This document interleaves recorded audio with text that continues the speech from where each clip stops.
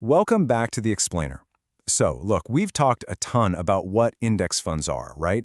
And we've dug into all the differences between a 401k and a Roth IRA.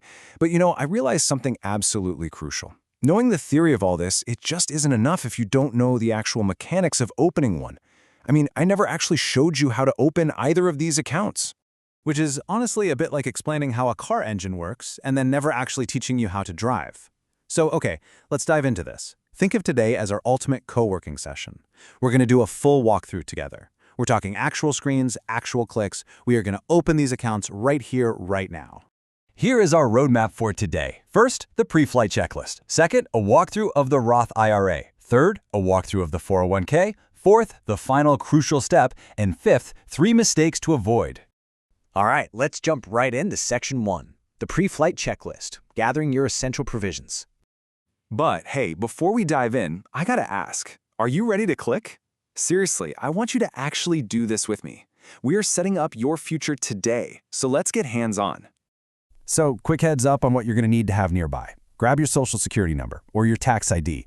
You'll also need your bank account number and routing number so we can actually get some money into the account. Oh, and if we're setting up a 401k, you're going to need your employer's HR or enrollment portal login. You can usually find that in your onboarding paperwork. Go ahead and grab all those right now. Seriously, get them ready so you're not having to pause this explainer to go rummage through your desk drawers later. Okay, so your first real decision is where to actually open this thing. With a Roth IRA, you're the one actively choosing the brokerage. It's kind of like choosing which bank to walk into, except, it's an app on your phone. Think Fidelity, Vanguard, Schwab. Those are just a few of the heavy hitters. They're all super reputable, and the differences mostly just come down to how the app looks. Now, for a 401k, you generally don't get to choose. You just inherit whatever platform your employer set up, and you do the whole shebang directly through their specific portal. Moving on to Section 2, Walkthrough, the Roth IRA. Step by step through the brokerage app. Let's see how this builds. All right, step 1. You're gonna hit Open an Account and pick your account type.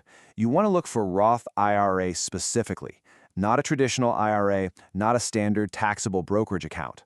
The exact wording really matters here, so definitely double-check that before you hit Next. Step 2 is your personal info.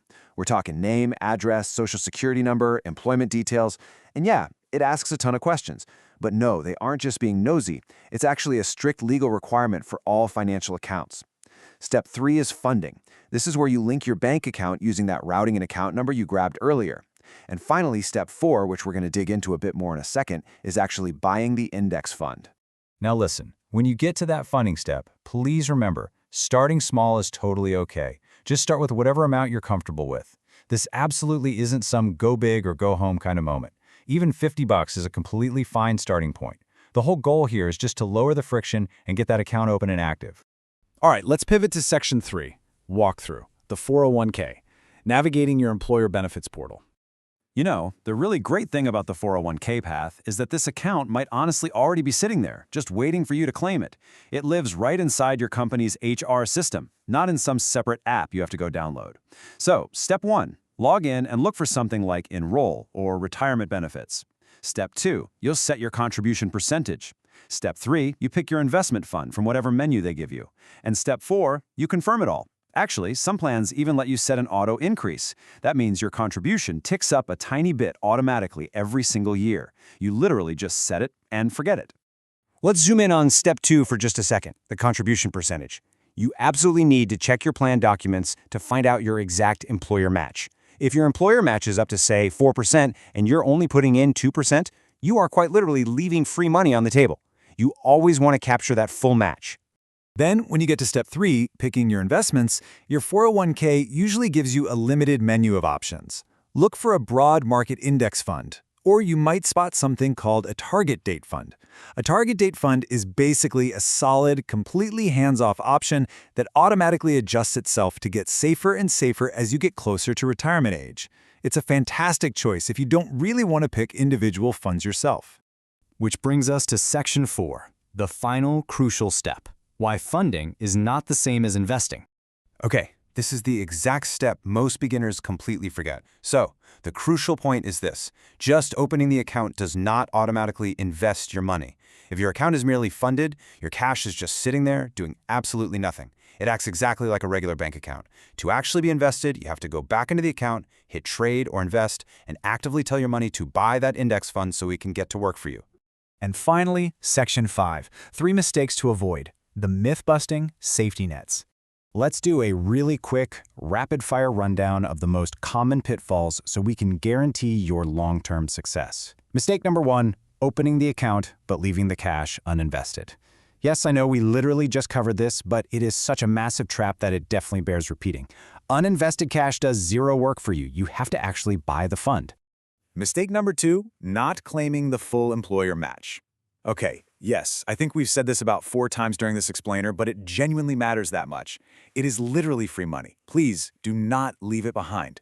And mistake number 3, forgetting to set a beneficiary.